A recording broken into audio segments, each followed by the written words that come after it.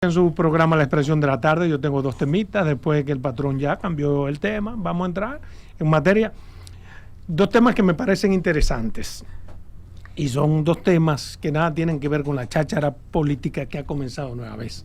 Ya comienza la política y desde aquí hasta el 24, eso es lo que tendremos. Julio 24. Hay un tema que me llamó poderosamente la atención, que tiene que ser de interés del gobierno, que tiene que ser de interés de las clases políticas, que tiene que ser de interés del país en sentido general. ¿Por qué? Y con esto yo quiero hacer un llamado al gobierno y a sus funcionarios sobre la maximización del uso de los recursos del Estado, sobre todo ahora que tenemos carta abierta, repito, en términos políticos. ¿A qué me refiero?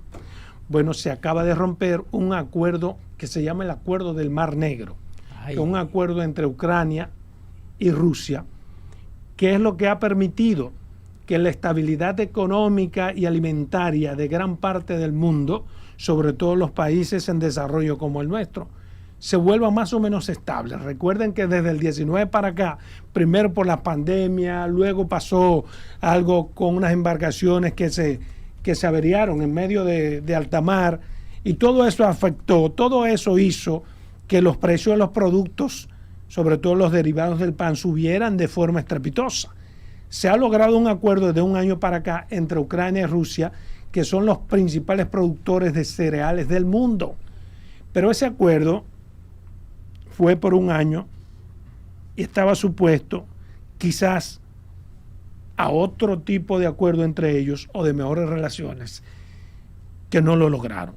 Y Rusia, en el día de ayer, da por terminado ese acuerdo, lo que significa que los países en desarrollo y los países de verdad, Europa, Estados Unidos, van a tener alzas sumamente significativas en asuntos alimentarios, sobre todo en los cereales.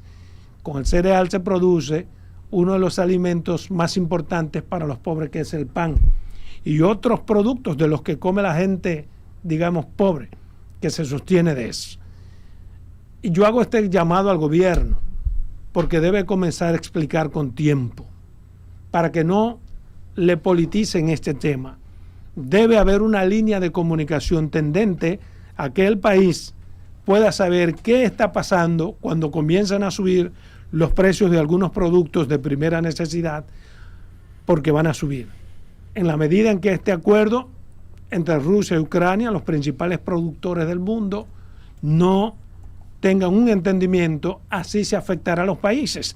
De hecho, ayer mismo, cuando Rusia dice que no va el acuerdo, aumentaron en un 30% algunos productos en las bolsas internacionales, lo que significa que, digamos, a mediados de mes o al próximo mes, veremos cómo eso se refleja en República Dominicana. Y somos un país que no puede autoabastecerse. Somos un país que, si bien es cierto que con una buena forma programática pudiera tener, porque tenemos territorio, agua y todos los elementos suficientes para autoabastecernos, pero todavía no lo somos y nos va a dar en la madre. Por eso insisto en que el gobierno tiene que tener una línea comunicacional diaria respecto a este tema, cómo va cambiando, cómo nos va afectando, cómo podría afectarnos, cuándo nos afectaría, y tener sobre todo una línea comunicacional con los productores locales, y tener una línea comunicacional con INESPRE, y tener una línea comunicacional con Proconsumidor, y con todo aquel que de alguna forma pueda incidir en que, si bien es cierto que nos va a afectar este desacuerdo, nos afecte de la manera menos duro posible. Y una de las formas en que la gente pueda asimilarlo es viendo cómo el gobierno, cómo nuestros funcionarios invierten o maximizan los recursos que ponemos en sus manos, en la medida en que la gente pueda ver que los productos comienzan a encarecer de precio, en la medida en que la gente pueda ver que no le llegan los productos a la mesa, en la medida en que la gente vea que el pan, la harina y todos sus derivados aumentan de precio, y a la vez desde el gobierno se incentivan las campañas políticas, la gente no lo va a entender, porque es total y diametralmente opuesto usted ver gente pasando hambre, sufriendo por una condición real, mientras desde el gobierno se despilfarran recursos en asuntos políticos. Esos dos temas el gobierno tiene que hilar fino para que políticamente no le afecte, o para que le afecte lo menos posible.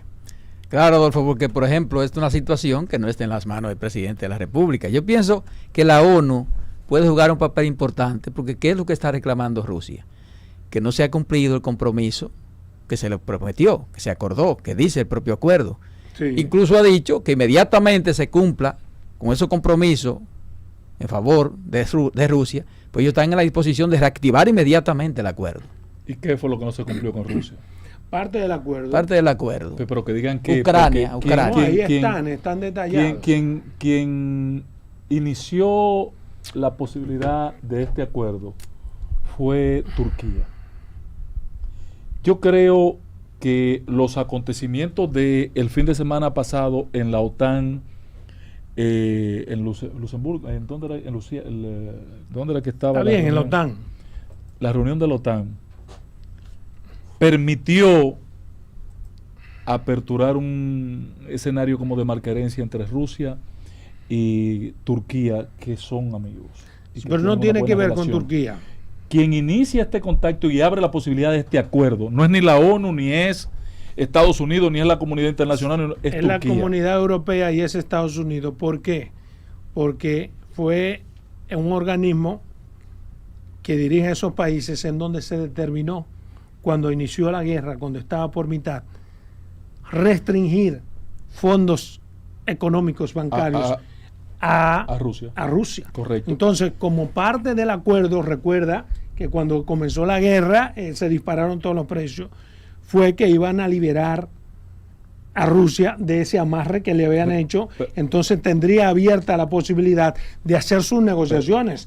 Rusia está ahogada con el financiamiento bancario internacional, pero mantuvo su acuerdo.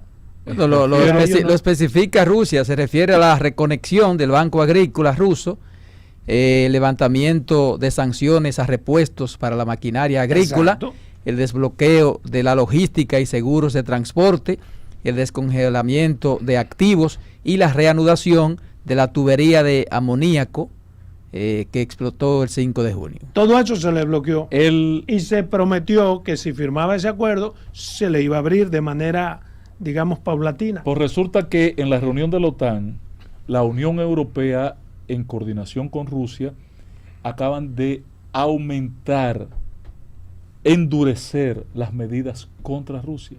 Y eso combinado con el efecto de que quien era el ente vinculante entre Ucrania y Rusia era Turquía, y Turquía ha hecho un nuevo pacto con Estados Unidos, ha descompuesto la posibilidad. Ahora, el llamado de atención que tú haces, Adolfo, que es lo que es importante puntualizar para el gobierno, tiene una dimensión tal que yo no creo que tú sepas lo que tú estás diciendo. Mire, patrón, ustedes saben a cómo están de nuevo los platanitos. No los plátanos, no, los platanitos.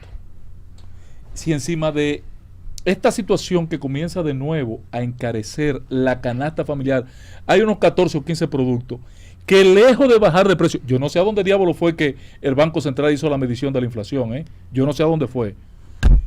Lejos de bajar, hay 14 o 15 productos que están aumentando todas las semanas. Yo vi unos pipirripiados, platanitos que parecen guineo grandes. Que parecen guineo normal. Pero mira, el gobierno, yo pienso que tiene de dónde contrarrestar eso.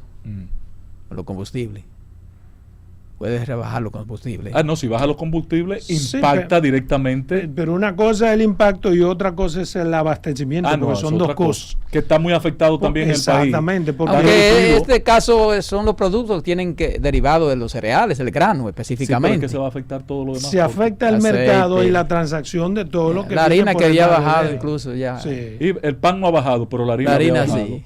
Pero aquí no había bajado el pan, ahorita lo suben de nuevo. Entonces eso se le suma a la especulación. Desde que Rusia dijo anoche que no, inmediatamente las bolsas internacionales se dispararon.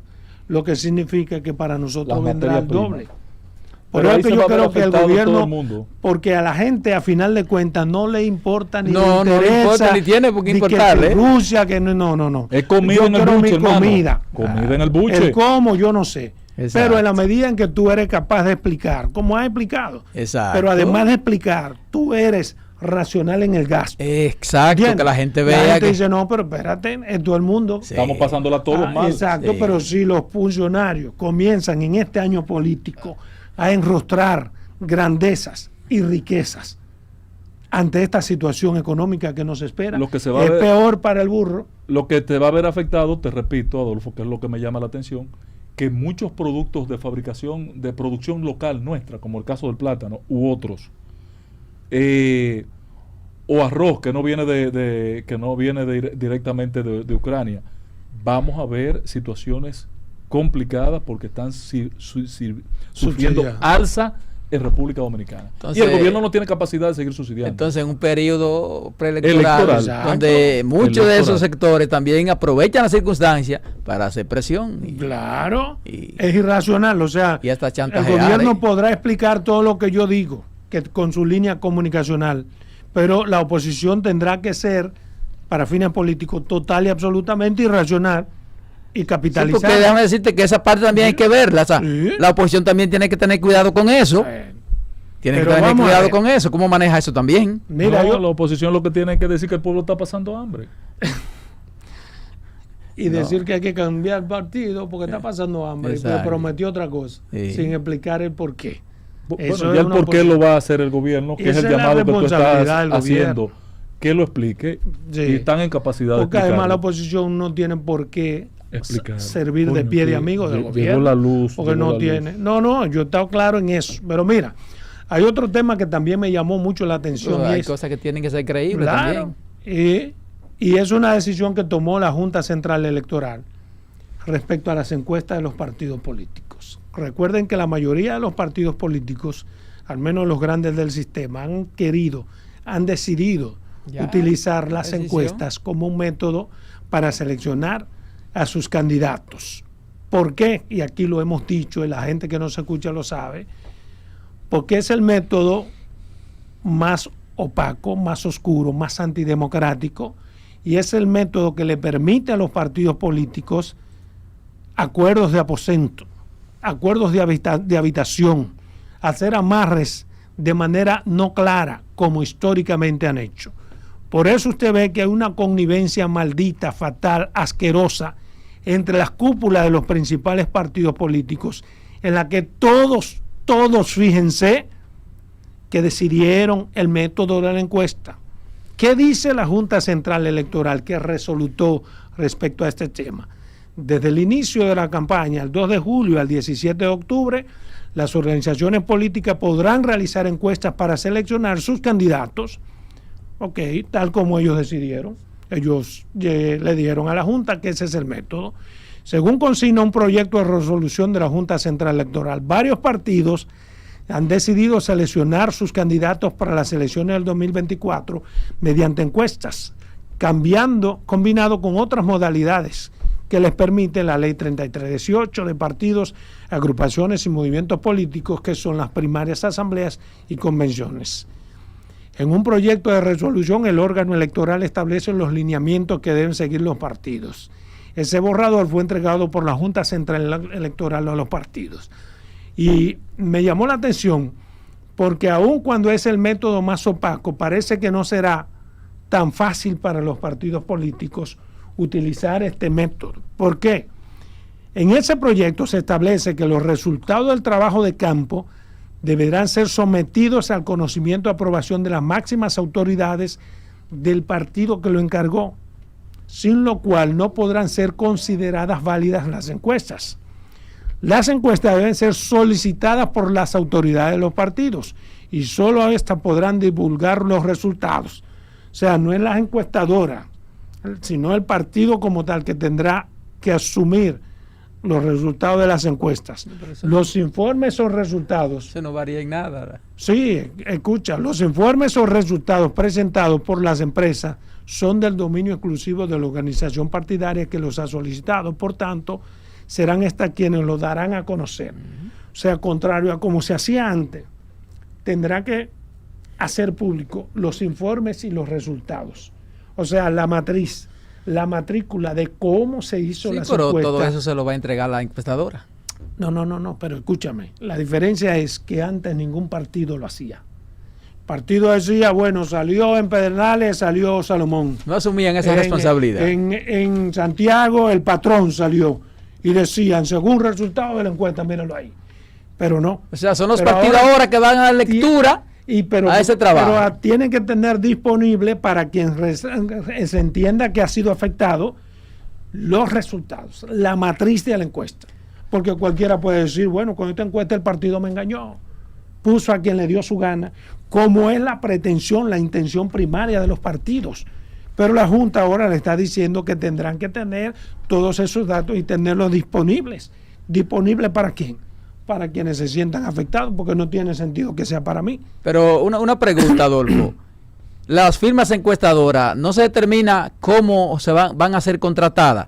No necesariamente hay que consultar, por ejemplo, con los que van a ser encuestados, claro, los candidatos. Las cúpulas partidarias definirán eso, pero se supone que como es una elección, digamos, interna, participan porque son tres encuestas o una encuesta. No puede ser una. Puede ser una, puede ser dos, puede ser tres, puede ser la que sea, pero óyeme qué es lo que pasa. Tres encuestas diferentes. Las cúpulas con su delegado, porque si yo voy a participar, tengo que tener un delegado ahí. Tengo que tener mi gente. Sí. Entonces con mi gente vamos a determinar quién va a ser la encuesta. Y que además tú puedes invalidar un encuestador. Yo no confío en esa encuestadora. No, y aquí lo establece, por eso quiero leer. Inclusive el cuestionario. Exacto. Yo no confío en esa encuestadora. Por eso que quiero leerlo. Dice, los informes o resultados presentados por las empresas son del dominio exclusivo de las organizaciones partidarias, o sea, de lo que van a encuestas. Por tanto, serán quienes lo darán a conocer, indicando en el artículo 24 del borrador de resolución.